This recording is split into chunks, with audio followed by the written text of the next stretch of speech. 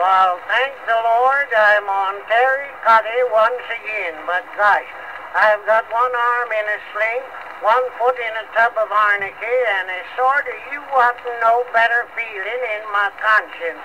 And Nancy just told me I'm a bigger fool than Thompson's colt, and he swum a river to get a drink. Well, we just had our annual 4th of July celebration, and it was a great affair. We had the Pumpkin Center Silver Cornet Brass Band, and High Atkins was marshal of the parade, riding on Lige Willett's spotted horse, what he got when the circus busted here. We had all the best-looking gals in Pumpkin Center dressed up to represent the different states and talk about real estate sharks. Gosh, there was fellers there just wishing for a whole state all to themselves. And we had the Grand Army Post insisting of Jim Lawson, Abe Crosby, and Ezra Hoskins. Jim had a sword, Abe had a musket, and Ezra was carrying the banner. And then come the Pumpkin Center Glee Club, and so we marched down to the Grove. Gosh, the parade was fully 20 corn shots long. While we got down to the Grove, and the Grand Army Post stood at parade rest. Abe Crosby sitting on a stump, Ezra Hoskins leaning against a tree, and Jim Lawson trying to get his wooden leg between the running gear and the hub of a wagon so he could sit on it. Well, after the Glee Club had sung the old Union wagon, Deacon Witherspoon stood up to read the Declaration of Independence.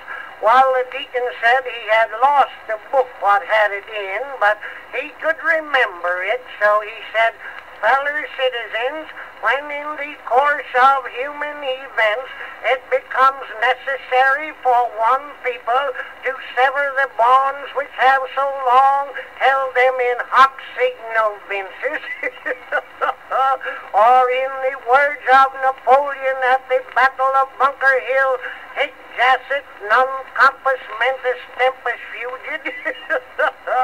Then comes the immortal George Washington, and as Julius Caesar at the siege of Vicksburg, "Six tempus tyrannus e pluribus unum." Just then the grandstand fell down, and the states got all mixed up. Jim Lawson said it was plain to be seen that the North and South was united, 'cause Rhode Island was sitting in the lap of Georgia. Just then everybody seemed to have an uncommon thirst for well water. Some of them had drunk as much as 10 cups full when we found that Jim Lawson had hung a jug of whiskey in the well, and it had got busted. Then the grew and upset all the tables, and Sam Hoskins fell in a tub of lemonade, and the darn critter kept a-running till it fell into the well, and pulled Cy Pettingill in after it. Well, we got Cy out, and then Hank Weaver, Abe Crosby, and me went to fire the national salute. We didn't have any cannon, so we used a couple of anvils. Well, we didn't have any powder, so we got some dynamite, what was over in the stone quarry. So we loaded up the anvils and tried to touch them off when Hank remembered that you have to explode dynamite by discussion. So we stood off and throwed stones at it. Well, that's about all I can remember now. Hank Weaver will be buried Sunday if we can keep him till then, but the weather's pretty hot. They ain't found the anvils or Abe's Crosby yet. And Nancy says, thank the Lord, next year we are going to have a safe and sanitary 4th of July.